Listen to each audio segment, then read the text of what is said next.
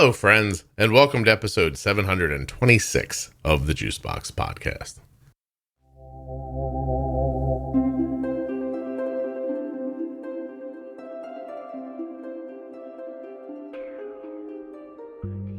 On today's show, we're going to talk to Trey Perez. He is a pediatric dentist, and he has type 1 diabetes. So we're going to talk about, his life and his job and what you might want to do to keep your teeth clean and other stuff. It's going to be way better than I just described it. You got to cut me a break because all I can think of right now is "We make holes in teeth," which is an old Crest commercial from I don't know how long ago. But anyway, Trey's a lot of fun to talk to. I think you're going to enjoy it. While you're listening, please remember that nothing you hear on the Juicebox Podcast should be considered advice, medical or otherwise. Always consult a physician before making any changes to your healthcare plan, becoming bold with insulin, or making holes in people's teeth. We make holes in teeth. Do you not know this cartoon commercial? If I thought any of you had seen Grease, I'd be like, brush up, brush up, brush up. But I have no feeling that you're going to get that reference either. My age is really coming out this week, isn't it? All right, you ready to get going? Here comes Trey.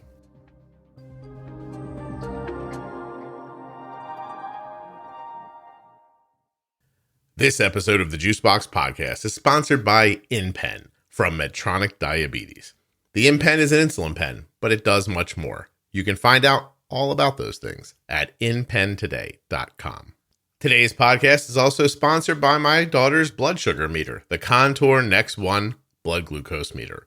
ContourNext.com/juicebox is the link you're looking for. It is small and easy to hold and beautiful, and I'll tell you more about it during the ads. Brush up, brush up, brush up. What is that whole song? Brush up, brush up, brush. All right, hold on a second. I can't. We even got started yet.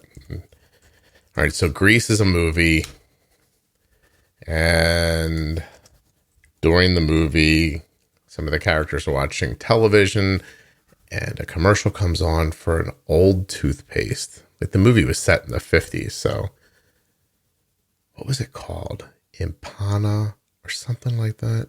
Hold on. Yeah, Ipana, I-P-A-N-A. It's toothpaste that obviously does not exist anymore. And there was a beaver called Bucky. Bucky had two big teeth, as you can imagine. And he would say stuff. In the morning, ready for my day, I brush my teeth. Brush up, brush up, brush up, brush up, brush up. And then it's up and down, around and around. I brush my teeth. Anyway, it goes on for quite some time. And like this guy flies in. He wants to here it is. Here, ready? Bucky Beaver Space Car. Brush up, brush up, brush up. Here's the new iPad. I don't think I can let you hear anymore without getting in trouble. Anyway, here comes Trey. Sorry about all this. My name is Trey Perez. I am a pediatric dentist. I am based in Brooklyn, New York. I also have a background in public health. I am myself a type 1 diabetic.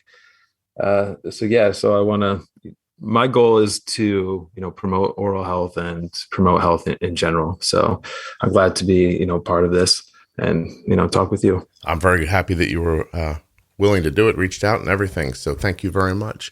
Trey, how old were you when you were diagnosed? I was 35. So it's pretty recent. I'm 37 now. So I just had my dia birthday a couple of days ago. It was actually New Year's Eve when it happened. So when I got diagnosed, so it's fairly recent for me. It's funny. That would have shocked me had I not spoken to a woman who was diagnosed in her 70s recently. Yeah. So I've heard a couple people that you talked to a little diagnosed lately or later in life. And I was surprised because, I know about diabetes, with my background and my education. So, it used to be called juvenile diabetes. So we always thought it was happening in kids. And I thought when I was experiencing my symptoms, I was like, this is like diabetes, but I'm too old to have type 1. My lifestyle was too healthy to have type 2. I was very confused. I was in denial. No kidding. Just based off the naming of the of it being juvenile diabetes that threw you off that quickly. That's interesting. Yeah. I mean, once I got diagnosed, then I did a lot of research. And actually my mom pointed out that it's about 40% of people with type 1 are diagnosed 30 or older. So it's almost half, so it's actually not that uncommon. Man. And it can happen. And then I realized I learned a little bit more. It can happen at any age, Yeah. Just one. And it does. One little naming thing all those years right. ago, And it sticks with us for this long. It's interesting. Okay. Yeah. So how did you, what was your first presentation? Like, what was the first thing that got you thinking something was wrong? Well, it was just classic symptoms. It was textbook symptoms. And it was strange. I could tell you the whole story. I remember in end of June, 2019, I went to the doctor and I got blood work, and I never get blood work because everything's been normal, but mid-30s, time to start doing those kind of things. And everything was fine. Like my blood sugar was in the 90s, totally normal. And then, in November, I went and I did this dental outreach in Nepal. And when I came home, I was really tired, but, jet lag and everything. I just assumed it was that. But then the jet lag seemed to linger for weeks. And I was going to the bathroom all night, chugging water, drinking anything I could. I was so tired. I got so weak. And I'm a big fitness person. I would go to the gym all the time, and I couldn't. After that, I was so weak, so tired that I couldn't do that. And that really affected me. I lost 20 pounds in a couple of weeks, and people noticed that I looked different. And eventually I realized something's going on, and I was in denial. And it probably, because of that, I didn't go to the doctor as soon as I should have, but eventually I did. And on New Year's Eve, 2019, that's when I got diagnosed. So the next day started doing the finger sticks, and 2020 for me started that way. And then everything else in 2020 happened. And so it was a great start, so to the new year. You're almost quite literally 2 years then. Yeah. Yep. 2 years. Were you sick in Nepal? No, I wasn't. And to be honest, usually when I go travel to places like that, I usually get sick. So I was really happy that I wasn't. Maybe your autoimmune system was just like on serious overdrive at that point, just swatting stuff away like Godzilla, Yeah. I think I've heard you say that when the immune system gets bored and it just starts doing what it wants. Because the funny thing is, I hadn't even had a cold in years. Right. Usually I get a cold like every year, and then so I hadn't gotten sick like that, but I get sick with type 1. Yeah. Listen, Arden doesn't get sick ever. No. So I have a crazy immune system where I if I get sick, something comes over you during the day, and 5:00 you're like wandering around like I think I gotta go to sleep, like something's wrong, I'm out of it, like something's happening. I'll wake up in the morning, it's like it never happened. That's good sometimes. See, you think it's good. I think it's why I'm probably going to end up with type 1 when I'm older, because my immune system is what if it gets confused one day and it's like, I know. Yeah. Never know. I probably should do the antibody test, actually. Mm-hmm. All right, TrialNet, if you're listening, I'll do it. I think I'm too old for the thing, but if you make an exception and send me a kit, I'll do it. Anyway, yeah. So you're diagnosed, and you're pretty far into your practice at that point, right? How long had you been practicing? I've been practicing. I've been out of residency since 2015. Okay. Well, that was 4 years at that time. Yeah. So did you have your own practice? Or are you working somewhere? How do you do it? No, I work part-time in a private practice, and I work part-time in a hospital, actually, in a residency program. Oh, okay. How do you make the decision to become a pediatric dentist? Is it just because you want to see little kids high on gas, or that is very fun sometimes, because they do some silly things, and that definitely makes the day a lot better. No, I think, being a general dentist is really hard. I think that's the thing. People who specialize in dentistry, sort of realized that being a general dentist, you have to do everything. And when you specialize, you don't have to do as much. So, I mean, I like that, with kids, everything is shorter. You get to see more kids in a day. It's sort of that instant gratification because, with adults, you have to do crowns and those take several appointments sometimes. And with kids, it's a lot quicker. And kids are just, people think it might be hard, but kids are they're a little easier. It's sort of the adults and the parents that actually make it more difficult. I feel like you have a lot of stories about crazy people, Trey. Yeah.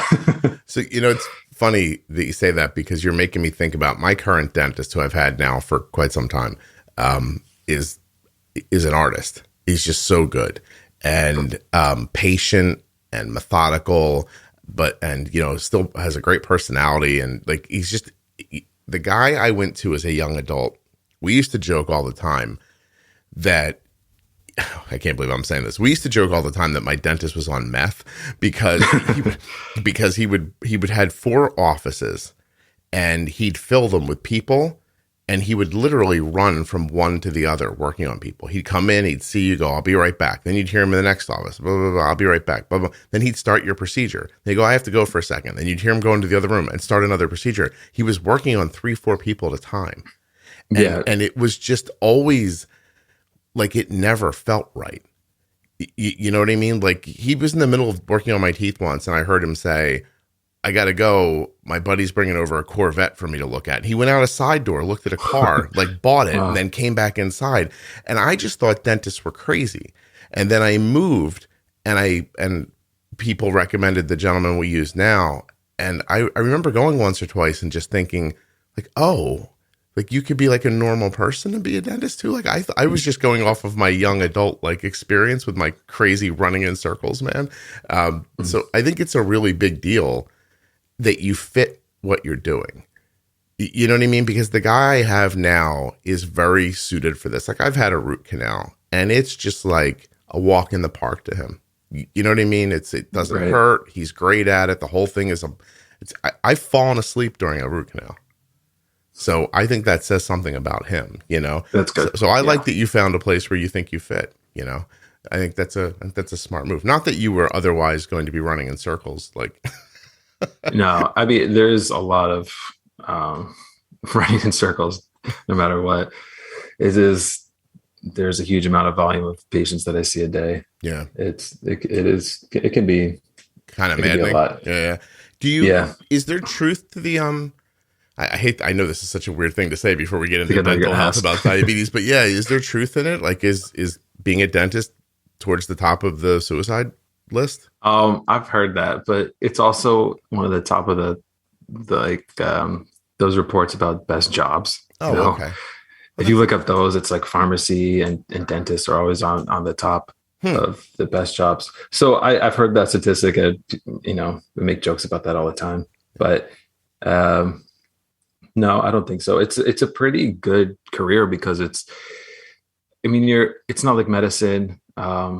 It's more 9 to 5, and there's not really, there are emergencies, but it's not life-threatening emergencies. And what you have to deal with is not life. I mean, it is in some way life-changing, but it's not like life or death, and that's a good thing. And, if technically we're surgeons, and I do go to the operating room and I do surgery there, but it's the worst thing that happened is not going to be somebody dying on the operating room table, so I don't have to deal with that sort of stress. It's pretty comfortable, to be honest. I'm wanting to share a joke. A friend of mine's a pediatrician, and we were together once, and I referred to him as a doctor, and he goes, I'm not a doctor, I'm a pediatrician. And I said, well, your father's a doctor too. And he laughs. He goes, he's not a doctor. He's a dentist. And I do that all the time too. Yeah. It's hilarious. Anyway. Okay. So what was it like? I mean, at that age being diagnosed, did you have trouble getting started and acclimated, or how did the beginning go?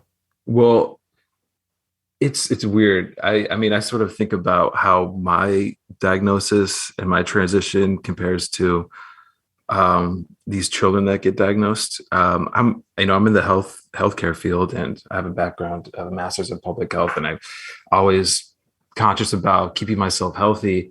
So, making myself healthy with diabetes, properly giving myself insulin and counting my carbs and making sure I have enough water, exercise, and everything. It wasn't too hard for me. I mean, it was hard. I definitely had panic attacks when I was first injecting myself because it's not something I like to do. But I think I did pretty well with it. Adjusting to that it's a total 180 from your life. I like the way I see it is I sort of lived my life a certain way, for 35 years. And then now I have to change a lot of habits. I can't, eat right before bed. I can't have any late night snacks. I can't, binge. I can't just spontaneously eat without thinking about it. So it changed a lot, but, I feel sorry when I see kids that get diagnosed, when they're little babies, and that must be tough. So, yeah. So there's no more like, I'm going to watch a football game. I'll grab a bag of chips and a beer and sit down and not think about it. And however many of these I do or don't eat, that kind of it's thing. It's funny that you say that, because I used to do similar things, on Sunday afternoon. I'd maybe just order a pizza and just like lounge and watch football. And no, I don't do that anymore. Yeah, I miss that. You miss it. You do, right? Yeah. And if somebody, brings cake or cookie into work or something like that, I'm like, I got to think twice about, eating it. I usually will eat it, of course I love cookies and cake, but it's not like I have to think about it first. I have to think about it. I can't just like, I'm going to grab that. There's a lot more thought that goes into day-to-day decisions. Do you stay very regimented during the workday so that you don't have like a blood sugar thing while you're working? Yeah, I'm a big fan of routine. And I eat almost the same thing every morning. I try to eat similar things throughout the day. I try to be as active as I can. But the routine definitely helps. When I go off that routine, that's usually when I see some spikes. And then you're kind of stuck in the middle of a procedure, I guess. And has that happened? I mean, do you? Yeah. I've been scrubbed in the OR, and then my Dexcom alarm went off. I'm like, I got to go. So I had to take off my gown and everything, and then go into the other room. I had some juice and just had to wait like 15, 20 minutes before it corrected itself. Meanwhile, everyone else is in the OR. The kid is intubated, and everyone's just like twiddling their thumbs. But I mean, everyone was they were very gracious about it and patient about it. So that was good. But when you come out and talk to the family, do you go, sorry, I know that took longer than I said, but I had to drink a juice box before we started? No, luckily I mean, it takes a long time to do what I do. So, a couple 15 minutes, 20 minutes. Nobody noticed. Yeah.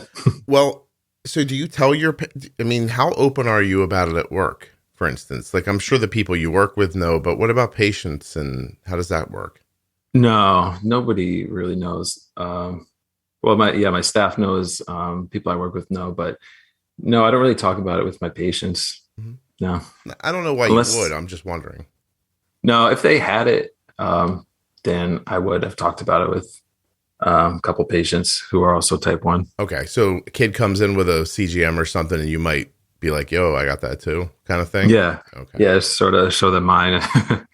Well, then, yeah. So let me tell you something that happened to my daughter, and I'll see what you think. But, in the very beginning of all this, I really didn't know what I was doing very much. There were way more juice boxes than there are now. I would say at this point in Arden's life now, she doesn't maybe drink a juice box like maybe once or twice a week, like for some sort of a low. Mm-hmm. But she was really little, and there were no CGMs. Those things were plentiful. And one time we were going along, everything was fine. And then one day she said to me she was tired of the juice boxes and she wanted to switch to something else. So we went to the store and I let her pick something else. And within 6 months of that new drink being introduced into her life, Arden had like 9 cavities on her baby teeth. Mm-hmm. And at first I was just like panicked. I thought, you kind of get lost in that my kid has problems. So here's more problems. I guess this is just how it's going to be. And then it hit me one day that we switched the juice boxes. And so I switched back. She had the little cavities, filled, and she's never had that kind of problem again. Just, do you think I'm right to think that it might have just been the switch? Yeah. Really? To be honest, usually like big life changes that or diet changes, something like that usually triggers something. So, but no matter what, when it comes to tooth decay, it's all about sugar. So, and with diabetes and tooth decay, it's, it comes down to sugar. Yeah.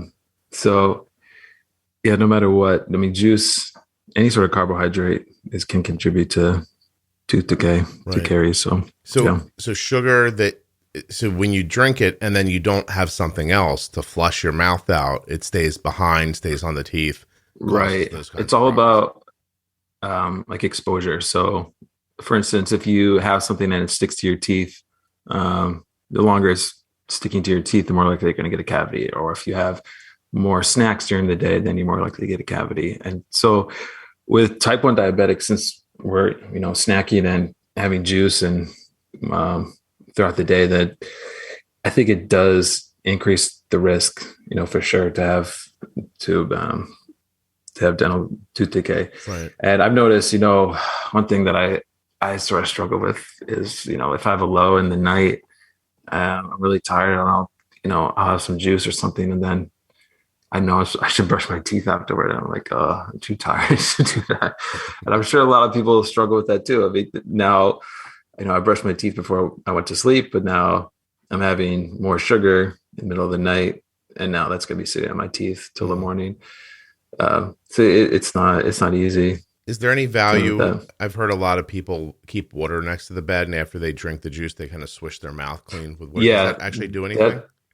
Yeah. I mean, so you're doing a couple of things. You're probably rinsing the sugar off the teeth a little bit. And you're also sort of neutralizing the bacteria, because it's actually, tooth decay is caused by bacteria. So it eats the sugar and it ferments it and it produces acid, and that's what breaks down your teeth. So it's not the sugar directly, it's the bacteria in your mouth. But also a lot of these juices are acidic anyway. Pretty much anything other than water is bad for your teeth. Juice, soda, they all are acidic, and those break down your teeth just like the bacteria do. So if you rinse out with water, that's good. In fact, if you brush right after you drink something acidic or right after you throw up, then that actually breaks down the teeth more. So doing something like having water is better, because when your teeth are exposed to that acid, then the teeth are more vulnerable. So if you brush with toothpaste or toothbrush and there's abrasives of that, and those break down the teeth more when they're in that state. So water's good. The best thing is if you put like baking soda and rinse with that, but that's kind of gross. But water is pretty good.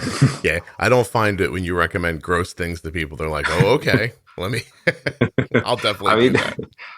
But just to be honest, nobody wants to drink that. Yeah, no kidding. You would just rinse with the baking soda and water, not swallow, right? Okay. Just rinse it, neutralize the acid, and that'll help. Yeah, it's interesting. Like I know I've talked about on here enough that people probably understand that my iron apparently was pretty low throughout part of my life, and I would have dental problems. And then I figured out that iron thing and got it balanced out. And the problems that I used to have pretty consistently just stopped happening. And I don't know if I'm just healthier in general now because of this, or if it was directly related to the mineral, to iron. But it's definitely, I'm definitely seeing it, like long enough now that I can believe in it. Like I've had a number of like root canals in my life, and it's not, it's not lack of care. It just would happen. And then all of a sudden, it's actually, I don't think I've ever said this. it's my dentist that I spoke about earlier, the good one, not the crazy one, who kind of saved me, because I came in just for, I don't know what I was in there for one day, but a procedure that took about 90 minutes. And inside of that 90 minutes, I got up out of the chair to use the bathroom like twice. And I do remember that I drank a ton of water before I went to the thing. And I mean, that was stupid. Like, don't get me wrong. But I got to the dentist office, used the bathroom, went into the chair, had to get up in the middle of the procedure to go. And then after the procedure, went again. And by the time I got out, the dentist pulled me into his office and said, "Hey, my assistant says that's the third time you went to the bathroom since you've been here." And I laughed and I was like, "Dan, do you have the staff tracking people's bathroom habits?" I was like, "What's going on?" And he goes, "Man, that really could be type 2 diabetes." And I was like, "What? That's crazy. Like, I don't have, like, I would know if I had diabetes. I know what diabetes looks like, Mm-hmm. And, but I got home and I couldn't bring myself to eat. It was fascinating what happened, because I just, like, Arden wasn't there. It was the middle of the day. I did not have access to a meter. I couldn't check my blood sugar. And I just thought, I don't have diabetes. That's silly. But he's like, "Oh, get a physical. So he's pushing me towards a physical. And just somebody putting the idea in my head, I couldn't bring myself to have lunch. I couldn't, I'm like, what if I do have diabetes? I can't eat this. And I started, over the next number of days before I could get to the doctor's office, I started eating very low carb, being very strange around food, kind of in a panic. Well, yeah, that's what happened when I first got diagnosed too. I wouldn't touch carbs for the first week. I was terrified. Yeah. It's because, I mean, how did it feel to you? What was the thing you were concerned about?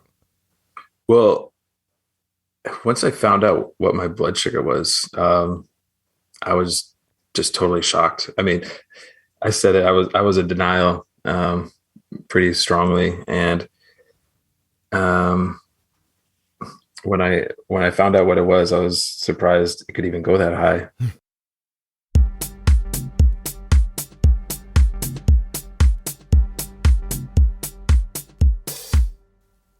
I'm fighting every urge inside of myself to just not read the InPen toothpaste ad from the 50s. Instead, I'm going to tell you about InPen from Medtronic Diabetes, because they're one of today's sponsors.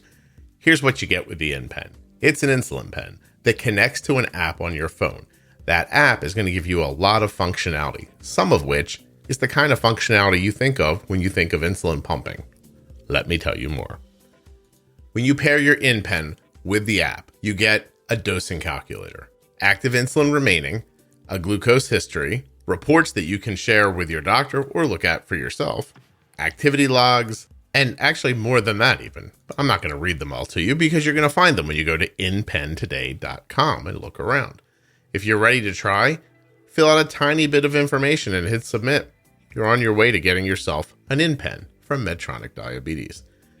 Use the dosing calculator to take the guesswork out of your dosing. The app uses your glucose levels and a carbohydrate estimate to recommend the dose that's right for you. It even considers the amount of insulin that's still working in your body to help you avoid lows. People who have insulin pumps call that insulin on board. And now you can too. Medtronic Diabetes offers 24-hour technical support, hands-on product training, and online educational resources for the InPen, which, by the way, may, and I say may because it's an offer available to people with commercial insurance, but may cost you as little as $35. The InPen, that's right, may cost you as little as $35. Head over now to inpentoday.com to find out more. From time to time, I have this horrible feeling that, this is no way to start an ad, but I have this horrible feeling that there's something right in front of me that I'm forgetting, or ignoring, or just don't know to do. I don't, it's not an omnipresent feeling, don't worry, you don't have to worry about me, but I think about it sometimes. I wonder, what small changes could I make that would have a large impact on my life? Hopefully I'm not the only one who thinks like this, but I digress. Here's my point. You use a blood glucose meter every day. It gives you important information that you make important decisions with. And yet, you have no idea if the meter you're using is the best one available. You don't even know if it's one of the best ones available. All you know is a doctor gave it to you. Well, here's the thing.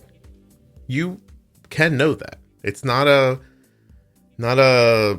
thought exercise like the thing I was talking about earlier, floating around the world, like, should I go left or right, up or down? Should I zig or should I zag? It's not that difficult. The Contour Next One blood glucose meter is a really good meter. It will give you really accurate results.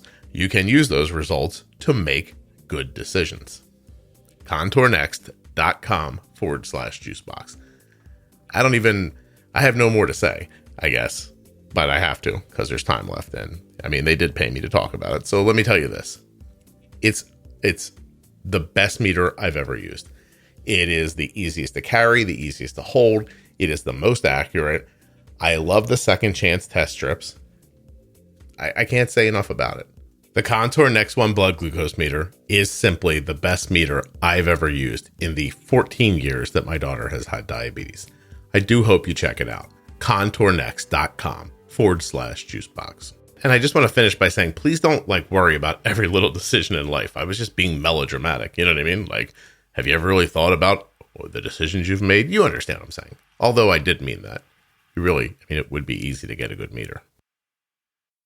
And it was around 300. And, but I've heard stories where it's way higher after that. So you caught it pretty early. It wasn't. Yeah, I guess so. But so I think my doctor, he didn't think it was too high. So I didn't go on insulin right away. He put me on type 2 medication, and that did not make me feel good. So I was on metformin and Januvia for 2 weeks. I was like, I'm not getting better. This is definitely getting worse. Did they do a C-peptide on you ever? I can't remember.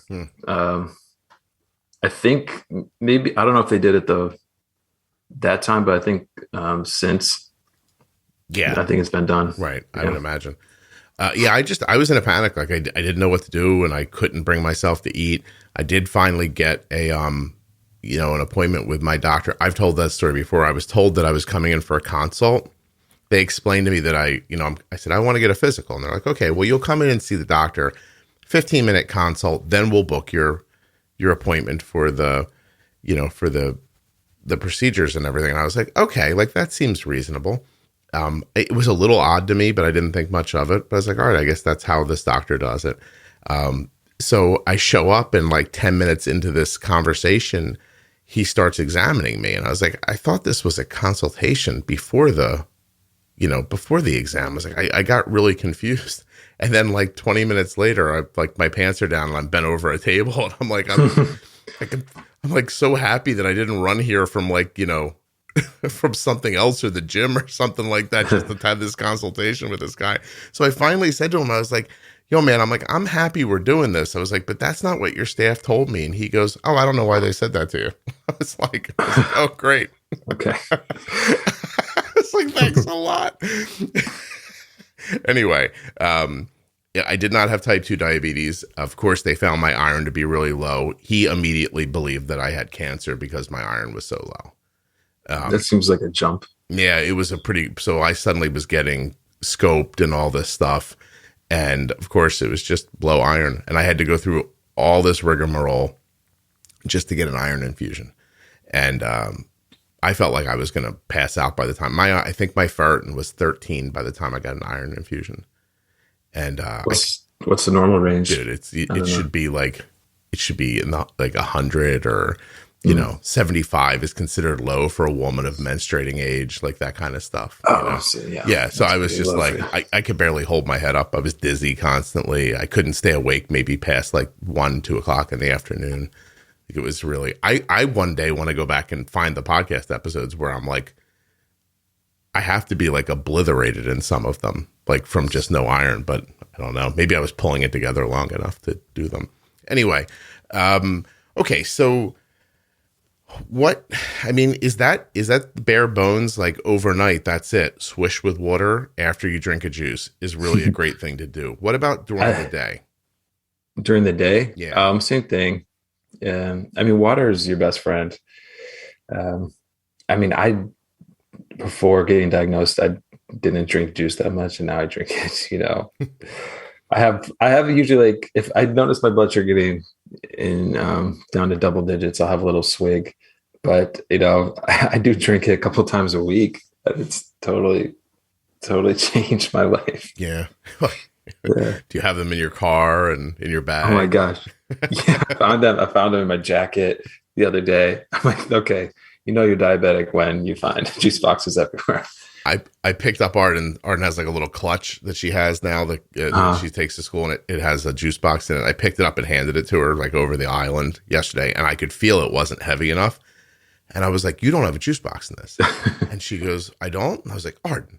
I acted like, you know what I mean? Like I acted like she went rock climbing without safety equipment. I was like, "You have to make sure there's a juice box in there." She's like, "Okay," because she drives now, And meanwhile, they're in the door pockets of the car too. Oh yeah. So it's not like they're not plentiful. They're spread around the house like apple seeds.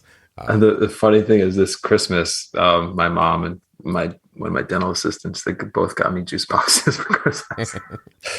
Just a pack of them. How was that for your mother when you were diagnosed as an adult? Did she? I think, I don't know. They always seem to be okay with it. I remember visiting my dad. We went up to Maine, and when he got groceries, he's like, made sure he got, almond milk, nothing with any sugar in it. And he like labeled everything. It was pretty funny. It's like, this has sugar in it. This doesn't have sugar in it. Okay. Thanks, Dad. I can't read the labels, but thank you for writing it all over the package. So they were supportive. They're trying to help me. Trey, your dad loves you. In their own way. He loves you. Yeah. Yeah, it's wonderful. In their own way. But they're not very involved. Like, they wouldn't know how to help you with any of this, like, big picture. No. They don't understand it. Do you have any brothers? I'm sorry. Cut you off. No, what did you say? I was going to ask if you had any brothers or sisters. Yeah, I have an older sister, younger brother. But I'm the only type 1 in the family. How about other autoimmune stuff? Celiac? My dad has... he has ulcerative colitis. Okay. Interesting. Mm-hmm. Nobody else though, right? Like, what else would we be looking for? Even like, bipolar cousin. Like, these are the things I'm now interested in, because I've heard so many people say it so much. Obviously, celiac, hypothyroidism. Hypothyroid. My mom is hypothyroid. Okay. Hashimoto's is she just she's not an autoimmune? No, not that I'm aware of. It's interesting. The funny thing with my mom is she doesn't really talk about that. I was just home one time. I'm like, "Mom, you're on Synthroid?" She's like, "Yeah, it's no big deal." Like, okay, it'd be nice if you tell us about your medical conditions, your chronic medical conditions to your children. Yeah, people. Yeah, right. Maybe I might want to look out for that for myself. Thanks. But they're baby boomers. They're a different generation. They don't talk about that as much. Yeah, no, it's very, very true. There's some people just it's not even conceivable for them to have conversations about their health with other people. Yeah. Meanwhile, I talk about diabetes all the time. My friends like, stop talking about it. On the internet, you're talking on a podcast to millions of people. So just stop talking to people about your diabetes. Let's just talk about some other oral health stuff that I think just people in general don't know about, that I know about. Like, even like having like a potato chip, right? Like, it could get caught in a crevice of your tooth and it stays kind of packed in there, and that's really bad, right? So what should people do during the day? Should like soft picks? Like, what, like, do you know what I mean? Like, what do you do if you're not in a place where you can brush your teeth? Yeah, if you can get it out, that's better. Like I said, it's anything that's sticking to the teeth, the longer it's there, the more likely it's going to cause a cavity. Mm-hmm. And a lot of people think, "Oh, my kid doesn't eat candy. Why does he have all these cavities?" I'm like, well, I see kids all the time eating, Cheerios and Goldfish and chips, crackers. Those are all salty treats, and they cause cavities. People don't realize, there's carbohydrates and sugars in those starchy things as well. So bread, everybody has bread all the time. So it's any carbohydrate. And if you can get it out, that's better. I mean, it is hard if you're at work or doing something somewhere you can't brush your teeth. Right. But, removing anything is going to be better. Drinking water is a big part of it, huh? Yeah. So what happens is if your mouth is dry, which it can be if your blood sugar is uncontrolled, or if you're just dehydrated, or if you're taking multiple medications, dry mouth is pretty common. And the wetter it is, the better it is for your teeth. So staying hydrated is super important. When your mouth gets dry, that's when the bacteria tend to grow more and cause more cavities. So it increases the risk. I'm envisioning a day in medical school where someone for the first time introduced the idea that the wetter it is, the better it is, and everyone laughed. Is that, am I getting that right? As I said that, I didn't realize what I was saying. I'm gonna start using that though. I was gonna say either make a T-shirt or stop saying it, one or the other. That's hilarious. My new catchphrase. Do people see the dentist often enough? And what about No, they don't. I don't think they do. I mean, our recommendation, whether it's a child, an adult, you should see the dentist every 6 months. And that's because things can happen pretty quickly in the mouth. Like if you do have a change of habit or some sort of change of lifestyle, in those 6 months, you can go from having no cavities to having several cavities. And it's not just cavities, but there's periodontal disease, gum disease, and there's different levels of that. So in some ways that can be worse because you actually lose your teeth, and it can be harder to repair that. But every 6 months, just to check up, make sure everything's okay. If people are higher risk, they're supposed to come every 3 months. So if they're higher risk for gum disease or caries, then they should be coming every 3 months just to monitor, do some sort of preventative treatment just to keep them deeper from getting worse. Probing, stuff like that. Yeah. Right. Yeah. I'm getting older. My dentist basically strong-armed me into a deep cleaning recently, and then gave me a tray that I put gel in, and I guess I'm forcing the gel down into my gums, and I'm doing that because he told me to, and I don't want to get yelled at, basically. It is a hard thing to try to imagine, though. Like, you know what I mean? It's not that, I don't think it's that I don't care about my dental health. Like, I don't think that's it at all. I think there are so many other things going on in the world that it doesn't feel like an emergent problem.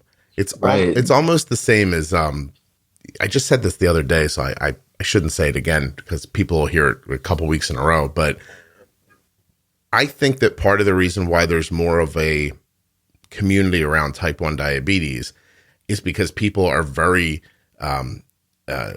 desirous of figuring it out quickly, because it feels like a thing that could hurt you in the moment. Whereas type 2 diabetes, there's not as big of a community, or hardly any, and you don't hear people talking about it very much, but it also doesn't feel like something to them that's going to hurt them today. And so it's the idea of it happening in the future that allows you to kind of ignore it. I don't know if that makes sense or not, but I wonder if dental stuff isn't like that a little bit too, because should children be getting cleanings? Like if I have baby teeth, should I be getting them cleaned? Yes. Yep. Okay. Well, just as a PSA, everyone should take their kid to see the dentist by the time they're 1 year. Okay. And they should be going from then on. It should be every 6 months. Tell the people, you're not just saying that because you have a car payment, right? Like you actually. No, no, this is the American Academy of Pediatric Dentistry, the American Dental Association. It's a recommendation, but it's also the American Academy of Pediatricians, the actual, MDs. It's them as well. They have the same recommendation. Trey, I grew up pretty broke. I didn't see a dentist the first time till I was like 20 years old. Like no one ever took me to the dentist. They didn't mention it. It wasn't a part of my life at all. Like it wasn't like I thought like, oh, I haven't been to the dentist. Nobody takes me. It was just never brought up. I definitely could have used braces growing up. That is not something anybody could have afforded. I think it was a financial thing. It just, nobody ever. Yeah. I went because my wisdom teeth were impacted and I thought I was going to die. So, have you ever heard this story? No, I don't think so. Oh, I'm going to give it to you real quick then because it'll freak you out. So I go into my dentist's office, which is where I found the meth dentist. And I also shouldn't say that. I'm sure he wasn't on meth, but he's actually a lovely guy, just very amped up. And I guess maybe it was Coke then, Trey. So anyway, I'm teasing. I go in there and I'm like, I don't know what's wrong. A lot of pain. I'm very embarrassed to say I've never been to a dentist before. Had to say that to a person I didn't know. He tells me my wisdom teeth are impacted and I have to go to an oral surgeon to have them removed. And I stopped him and I said, oh, I can't do that. I said that I don't have that kind of money. And he's like, no, you really have to get this done. And I told him, I was like, look, I appreciate your concern. It can't happen. I don't have the money. And just kind of out of nowhere, while everybody was staring at each other, I said to him, how much do you charge to pull out a tooth? And he said, $50. This is a long time ago. And I was like, well, I can come up with $200 if you want to pull them out. And he said, no, he's like, that's not how this works. You know what I mean? He's like, that can't happen. I said, they're not coming out if you don't do it. So a few minutes later, he's loading me up with Novocaine. And then his partner comes out, stood behind me with his palms on my forehead to hold my head down on the chair. And he yanked out my wisdom teeth in the office. It was terrible. It was terrible. It was like one of the worst.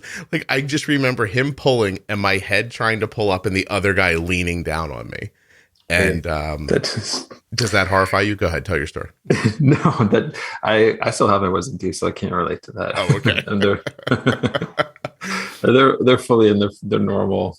Just, yeah, I got lucky with that. Oh. And I don't deal with wisdom teeth. Fortunately, that's something I don't have to deal with. Both of my kids have had them out, like what I would consider the modern way. You show up at an office, they knock you out, give you a little Jackson juice, and then, you wake up 20, 30 minutes later and you don't have your wisdom teeth anymore. Yeah. But anyway, I kind of look on it as like a kindness back then. I think he really believed me. I was like, look, I can't afford to do this. And so he's like, well, I'll try to help you. They did not come out easily. It was not a fun thing, but the recovery was fine. Oh, that's good. So, anyway, I might've gotten very lucky in that situation, if I'm being honest. Yeah. I mean, that's something we struggle with, I think, as a profession, because, having, it is very expensive. But still, other surgeries, if you go to the hospital, that's even more expensive. But insurances tend to cover that, and insurance tends not to cover dental treatment. And when it comes to insurances that do cover it, it's limited on what they do. And it is a big struggle because the patients don't know what's covered and what's not covered. And insurances don't want to pay. So it's a struggle. So because we want to help everybody, most of us just want to help people. And some people are, chasing paychecks, but that's why we got into it, is to help people. And unfortunately, there's a huge money side to it. And so and do you think that causes people then to ignore things until they're a problem that can't be ignored anymore? So we don't do as much preventative care, which would maybe stop us from having to do the other stuff. I mean, just like in medicine, prevention is the best medicine. And a lot of prevention isn't just, getting cleanings and fluoride and things like that. It's about education. I wish more people thought about their teeth, but a lot of people don't. And there's a couple of things. And one is, insurance, what people can afford. Mm-hmm. And it's also, people think like, with baby teeth, they're just going to fall out. I know it doesn't matter. I'll just do whatever I want. Yeah. Yeah. And some people think about their adult teeth, especially older generations. They're like, oh, well, my parents had dentures. Well, my teeth are all going to fall out. It's going to be the same for me. But when I used to work with adults, the denture patients, they're like, oh, I wish I listened to my parents. I wish I took care of my teeth, because having dentures, having fake teeth, it's not the same. And they miss their teeth for sure. And a lot of people wait until it's too late, because they're like, it's just teeth. It's just the dentist. It's no big deal. People think we can fix anything, but a lot of things are very difficult. And nothing's as good as your own teeth, And it becomes irreversible at some point too. Yeah. Yeah. I mean, you can come in, it could be a small little cavity and you can take care of that. But if you wait long enough, that the whole tooth can be decayed and that tooth has to come out. So, yeah. You just shocked me a little saying that people kind of pre-plan to lose their teeth as adults. Yeah. I mean, there's some people, Yeah. depending on the culture and the way they grew up, they definitely see that. Yeah, it's unfortunate. That's sad. It doesn't have to be that way. It doesn't have to be. My grandfather, he was like, I think 83 when he died, and in the nursing home, his last few weeks of there, the nurses were like, wow, he has all his teeth. So you can live, your whole life and have all your teeth. Right. Dentist in your family, or are you the first one? Actually, my father's a dentist. I was gonna say that happens kind of. That's the thing that happens, right? Yeah, he's actually, he's retired or semi-retired now, but he was a dentist in a prison for 32 years. Wow. In New York State. Yeah. Oh, I wish your dad had diabetes. That sounds like an interesting story. My wife says to me, I was interviewing a person recently who was a sex worker and has type 1. And my wife's like, how much did you talk about diabetes? And I was like, not that much. And she goes, is this a podcast about type 1 diabetes? I'm like, it's about people who have type 1 diabetes. I was like, I'm not getting involved in somebody's really interesting life story and stopping to be like, so what's your basal rate look like? I was like, we want to hear the interesting stuff. I seriously, like, tell your dad if he ever gets diabetes, I should be his first call because I want to hear that story. So, I mean, big picture, if you want to leave people with a message here about themselves as adults living with type 1 or people who are, caregivers for children, what are some really, like, just go over it again for them. Like, what should they be doing to help themselves with their oral health? Well, it's, managing your diabetes is super important. When it's not managed well, then you get dry mouth, and your risk for tooth decay goes up. And also, if you are drinking a lot of juice boxes or juice or snacking, then you have to be careful with that. But people just sort of brush teeth aside, and I think the same goes for podiatry. People don't really think about your feet as that important, or going to the dentist is too important. But these are things you use every day. Use your teeth every day, all day. You use your feet all the time you're walking, and you sort of take it for granted, and things could be going wrong that you don't see.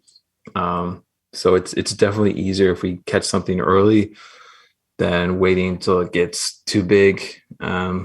So I think we sort of, as a society or as a culture, just sort of brush those things off, that they're not as big as a deal. And people only want to go see the dentist or the podiatrist when something is wrong. Yeah. Checkups are a really big deal, because actually you just discussed teeth the way we used to talk about my little brother growing up. We used to say that Rob has 2 states of being. He's either in trouble or currently getting in trouble, and you don't know about it. So he's an adult now and doing much better. But so your teeth are either like something's happening and you don't know it, and that's the time to find out, not after it's happening. Right. Yeah. And tooth decay is the most common chronic disease in childhood. It is 5 times more common than asthma, and everybody knows somebody that has asthma. So if you know someone with asthma, that means every kid almost has a cavity by the time they're 5. Not every, but that's what it seems like sometimes. I think it's about 40, and depending on where the study is from, but it can be like 25% to 50% of kids will have a tooth decay by the time they're 5 years old. Okay. Wow. I didn't realize that. Simple things. So keeping your mouth wet, dry. So dry mouth is an example of something you should be concerned about. I guess chronic bad breath is probably another thing you have to pay attention for, right? Well, yeah. So when it comes to bad breath, that's a big complaint that people have all the time. Usually, if you think about it, things that smell bad, like the garbage or the bathroom or something, it's all because of the one thing, it's bacteria. So if there's a lot of bacteria and they're growing, they're creating this bad smell. Mm-hmm. So and things are breaking down, like there could be stuff in between your teeth. There's food there, there's plaque there. That's usually where people neglect it the most. Some people will be great at brushing, and I can tell, but their gums start to bleed once I start doing anything. And I ask them if they floss, and they say no. Seems like nobody flosses. But if you're not flossing, then you're not cleaning the whole tooth. And it's sort of like, I think if you're not flossing, you're only cleaning about 70% of the tooth. So that's like, to me, that's like taking a shower, but you're not cleaning your armpits and your other areas that might get smelly. Those are like the worst spots, because that's where all the food, that's where things are accumulating. And that's, where things are breaking down, the food's breaking down, the bacteria is growing. And that's where you get this bad breath. So it's usually poor hygiene from bad breath. If the hygiene improves and the bad breath doesn't improve in a couple of weeks, because that's as long as it should take. If you're doing everything properly, gingivitis will go away in 2 weeks. Bad breath should go away. So if those doesn't improve, then it's usually like a GI thing, but that's pretty rare. Wow. I have to be honest, you said the simplest thing today as one of my bigger takeaways, and I don't understand why in my entire life I haven't put this all together. But the idea that it's not so much the sugar or the carbs, but the fact that they sit in your mouth and then they break down, and it's the process of it breaking down that's dangerous for your teeth.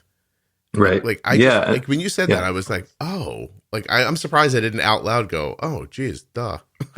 I just thought there was something magical about the sugar that was bad, but it's not. It's food for bacteria. And then it's the waste from that process that's really causing you problems with your gums, your teeth, your breath, the whole thing. Exactly. Huh. Yep. So just don't leave stuff behind in your mouth and you'll be okay. Right. I mean, if you leave, fruit, if you leave a banana peel out on your counter after you eat it, then it's going to rot. There's going to be flies attracted to it. It's going to smell gross. And if you leave food in your mouth, similar is going to happen. You're going to have bacteria grow. It's going to smell. It's going to be pretty gross. Is this this thing I'm about to say to you, is this bull, or is there what about people who pop gum in lieu of brushing? Is there any help? Is that actually doing anything for you positive? Yeah, if it's sugar-free gum, especially because it's stimulating your saliva. So if you have more saliva, then you're washing things away. Mm-hmm. And there's a lot of good things in the saliva. There are immunoglobulins, so that helps. And then more fluid is good. And there's more minerals that help strengthen the teeth. There's if you have xylitol gum, that's good. Xylitol is a sweetener, but it doesn't contribute to tooth decay. The bacteria don't eat it. And the xylitol, it's believed that it helps prevent cavities, helps with the bacteria in the mouth. My dentist has small individually wrapped chiclets on his countertop, and it's gum made with xylitol. I just realized while you were saying it. Yeah. Yeah. I thought he was just trying to be polite, but a little bit of both. Yeah. Perhaps. Right. So, hey, you said you have a Dexcom, right? But do you have a pump or do you use pens? I've been using pens. I did try the Omnipod, and I just didn't love it. You didn't like wearing a pump? No. And it was a little itchy for me. I did do it for about a week. Okay. A month ago. The adhesive was a problem for you? Yeah, that, and I kept knocking into things and couldn't get used to it. I couldn't get used to it. Hey, listen, it's not for everybody. That's for sure. No. Actually, as you're spouting off, I didn't mean spouting off bad, but running through statistics about things that happen in dental care that we don't know about. Actually, far fewer people wear insulin pumps than you think. So, it's more common for a type 1 to be MDI, actually. Yeah. Yeah. I just wanted to try it, see if I liked it. I did meet a guy at the gym a couple of weeks ago, and I see him every once in a while. And he's a type 1 too. He saw my Dexcom, and he made a comment, and he has the Freestyle Libre, and he's doing daily injections as well. Right. How soon after your diagnosis did you have a CGM? I think it was a year later. I think it was about this time last year that I started it. Did you honeymoon at all in the first year? Yeah, I did, a lot. And then when that honeymoon phase ended, that was tough. I definitely saw that happen. And that was like February and March last year that it ended. Do you find it easier to manage with a CGM than you did without it? Yeah. Okay. And mainly, I mean, for so many reasons, but doing a finger stick, it takes a little bit of time, just to open up everything, clean your finger, do the little stick, wait a couple seconds for it to turn on. And then it takes like a minute to do it. And this, I just look at my phone. Yeah. It's like, oh, okay. People who've had diabetes for longer just heard you say clean your finger, and they were like, clean your finger. Well, I don't always do that, but I know. I was thinking you might have just said that because you were a doctor. Yeah, I'm just trying to I'm doing things by the book. Leading by example. But right. I don't always do that. In fact, I probably don't more than I do. I would say it's probably been 2012 is probably the last time I bought an alcohol swab. So, yeah. We definitely don't use that stuff anymore. No. But that's it was around sort of what you were talking about. Like, we used to like clean Arden's fingers and her sites and everything with alcohol, and she just started having like skin problems, because we were drying out her skin constantly with the alcohol. Oh, yeah. I've noticed that too. Right. I did a little research and I found out that in Europe, that's not the standard of care. The standard of care is warm water, mild soap, like clean, pat dry that. I've heard you say that. And since then I stopped doing that because I did notice getting some irritation with it. Yeah. Continually with the alcohol over and over again. Yeah. Uh-huh. No, Trey, I'm not a doctor like you, but I'm just saying what we do. I'm just a dentist. You're just a dentist. Well, I'm just a guy with a podcast. So I think you've got me by a couple of years in college at the very least. Difficult major, right? Dentistry. Yeah. Yeah. A lot to know. There is a lot to know. I mean, going through college, I did biology, cellular and molecular biology. So I started with that, but then when I got to dental school is like college on steroids. Like I had no time for anything else. I just had to, that was my life. In college I had, jobs and things outside of school, but that, dental school was just my full-time job. Yeah. Studying and everything. Has, dating changed with diabetes at all? Dating? Yeah. Seeing people like that. I mean, if you do. Yeah. It's something I do talk about, so I'm comfortable talking about it. Mm-hmm. So yeah, I can't remember what it was like dating before, but it's something that comes up, I guess, pretty quickly. It's like, oh, what are you doing there? Well, I'm injecting something. So yeah, it definitely plays a part, but it hasn't really made much of a difference, I guess. Well, you're also showing up with the dentist thing, so they're going to hang a little longer to see what's up. Yeah. Everybody knows the story about like a dentist wife who has a great car. Like they're like, I can put up with this guy injecting something at dinner. Yeah. You get a little leeway, I would imagine. Yeah. You're not hiding it, obviously. You go out, you're eating, people are going to see it. You don't lead with it, I imagine. You don't be like, hey, I'm Trey, you want to go out? By the way, I have diabetes. Like, I wouldn't think it would start like that. No, sometimes it would, I guess, but no. Has anyone been put off to the point where you think you didn't see them again because of it? No, I don't think I haven't been doing much dating, but because of COVID. I guess the sample size is too, sample size is too small for that. How are the boroughs in the city now in the beginning of 2022? Is it, are there a lot of restrictions? What's it like seeing patients with COVID? Well, that's been difficult. I mean, I have to wear a lot more PPE than I did in 2019. Mm-hmm. But I've gotten used to it. It's just, how we practice now. It's probably how we should have practiced before, because we're looking at people's mouths and, kids come in, kids are always sick. And if you're seeing like 20, 30 kids a day or more, then, you're more likely to get sick. Yeah. So I'm comfortable with it. By now, it's sort of fluctuated with the volume that we've seen lately. I think people are a bit more nervous to go out of their houses because this Omicron variant. But overall, like, we really haven't missed a beat. I mean, it slowed down here and there. In the beginning, everybody had to get shut down, but summer of 2020, everything was, back to 100%. Did you lose people? Are there people that didn't come back?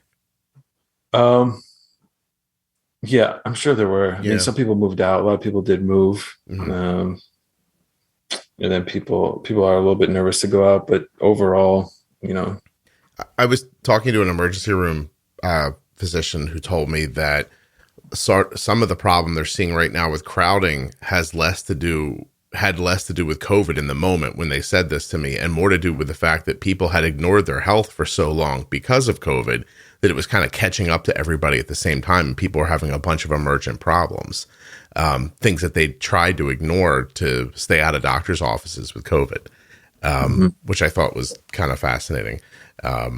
And I did wonder too, if it creates a malaise, like, you go a year without getting your teeth cleaned, and all of a sudden you're like, my teeth aren't falling out, I'm good, I don't have to do that anymore. Like, if it kind of falsely tells you this is something I can ignore, when it's obviously the opposite. I've seen a few cases like that where people have come in and I didn't want to come in because of the COVID. It's been 2 years, and now this is just really hurting me.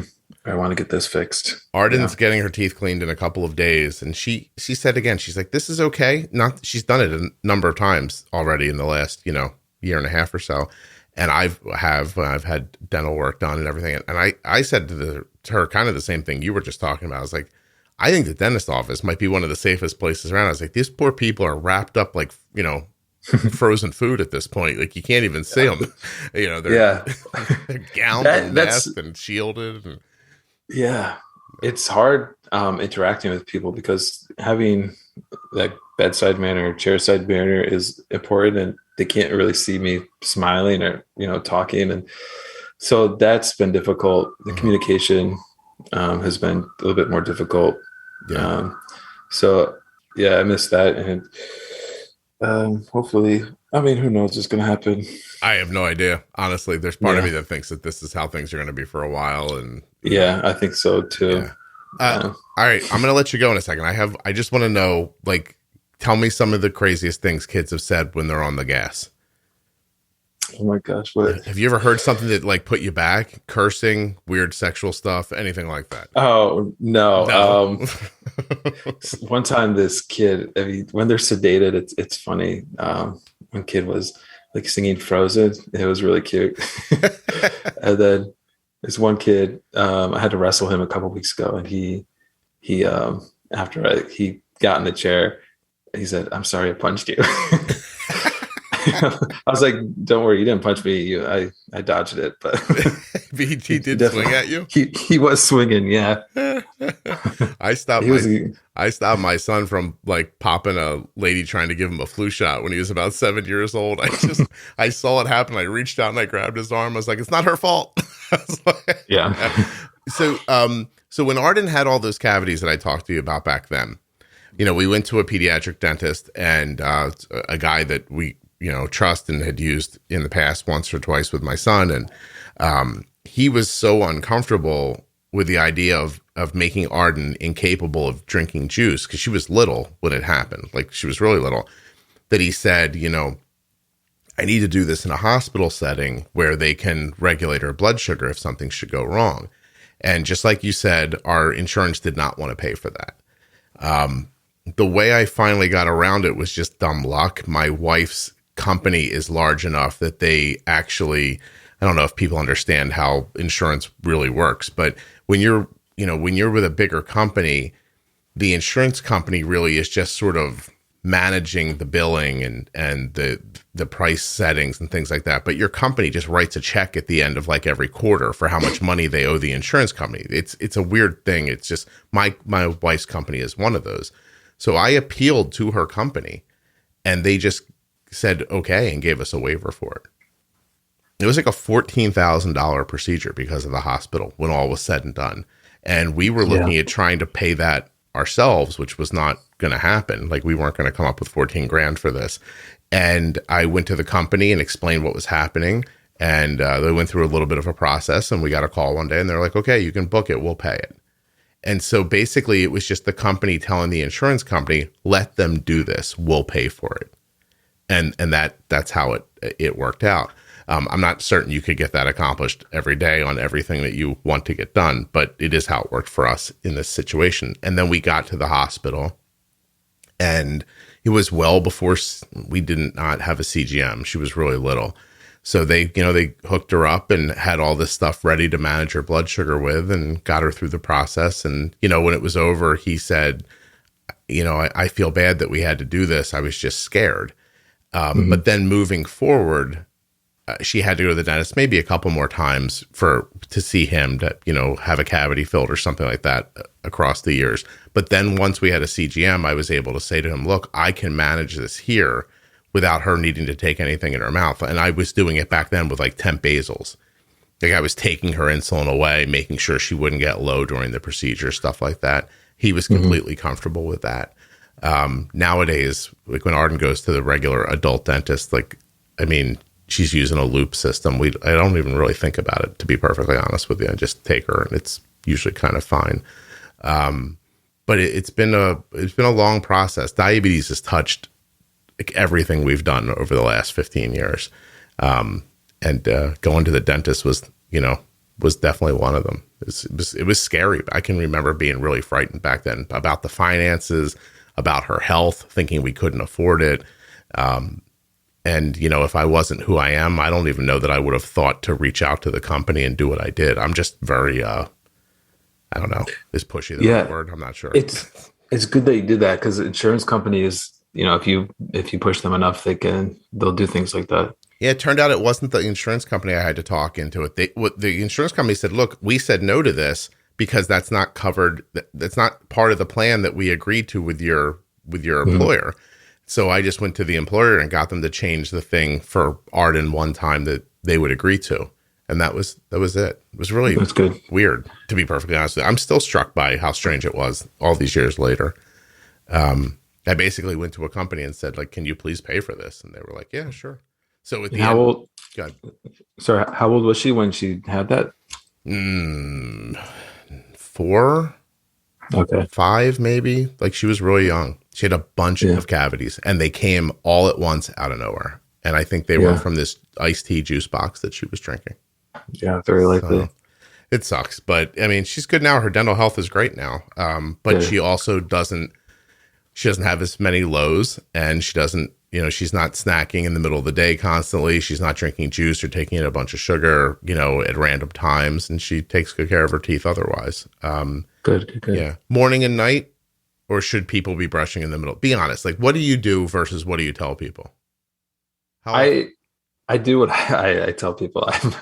That's something that I've always tried to do, practice what I preach. So you should be flossing once a day. I usually floss at the end of the day, to clean off all of food and the plaque in between my teeth. And I usually brush after that, and brush twice a day for 2 minutes. Should be like the last thing you do before you go to sleep. Make sure your teeth are clean before you go to sleep, because if they're not, then all that stuff that's been on your teeth all day, you're just sitting there, and the bacteria is fermenting and just breaking down your teeth. So the most important time is at night. And then if you can do it any other time after you eat, then that's good. Bonus.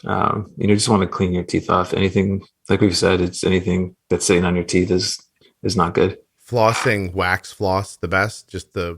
It doesn't matter. It's like whatever works for you. Okay. Like whatever you use, that's going to be best. I think I've wax floss because sometimes it's just easier to slip in there. And so whatever works. Gotcha. Okay. All right. Did we not say anything that we should have? Have I left anything out? No, I think that's pretty good. I think I got everything I wanted to talk about. Are you amazed that we talked for this long? Because at the beginning you were like, I don't know what we're going to talk about. Yeah, I am. And it came out more naturally than I thought. So I'm pretty good at this, Trey. Don't worry about it. Yeah, I know you are. That's why I listened. I know what to do. The whole time I'm just thinking like, oh, maybe if his dad worked on a person in prison that had type 1, I could make that count. Maybe. I'm telling you, like, a prison dentist sounds like a badass job to me with like a lot of crazy stories. He didn't really talk about it much, so but I'm sure he did have some stories. Yeah. You know, my dad's a pretty reserved guy, so Is he? yeah. All right. Well, then forget it. I don't need him. I need more people like the sex worker. Yeah. When I pause this, I'll tell you the word that I had to bleep out of that episode the most before I let you go. But I'm not going to waste it here. And people are going to have to listen to the episode to find out. But Trey, really, I appreciate this, man. Thanks very much for coming on and talking about all this. Yeah, my pleasure. I'm happy to do it. Excellent. Have a happy New Year. Happy New Year to you too.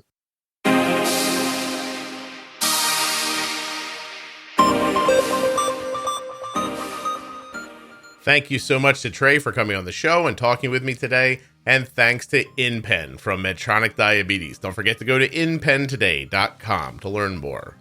I also want to thank the Contour Next One blood glucose meter.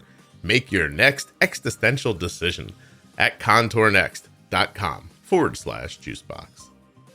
I want to thank you so much for listening and remind you to go to t1dexchange.org/juicebox and fill out the survey. I'll be back very soon with another episode of the Juicebox Podcast. Are you enjoying the show? Please share it with a friend or a stranger. I don't care if you know them. And don't forget to subscribe and follow in your audio app. If you're looking for community around diabetes, check out the Juicebox Podcast Facebook page. Juicebox Podcast Type 1 Diabetes is a private group on Facebook with over 26,000 members. You could be one of them. People talking about life, insulin, they're drilling down on ideas about how to bolster things, and just having regular everyday conversations that nobody but people who live with diabetes may understand. Juicebox Podcast Type 1 Diabetes. As a matter of fact, at the top of that page, there's a featured button. When you click on it, there'll be lists in there of different series within the podcast. So if you've been having trouble finding the Diabetes Pro Tip series, or the Defining Diabetes series, the Variable series, How We Eat, any of the series throughout the podcast, you want to check out the After Dark episodes, for instance, but you don't know where to find them. Go to the Facebook page, go to the feature tab. Lists aplenty are there.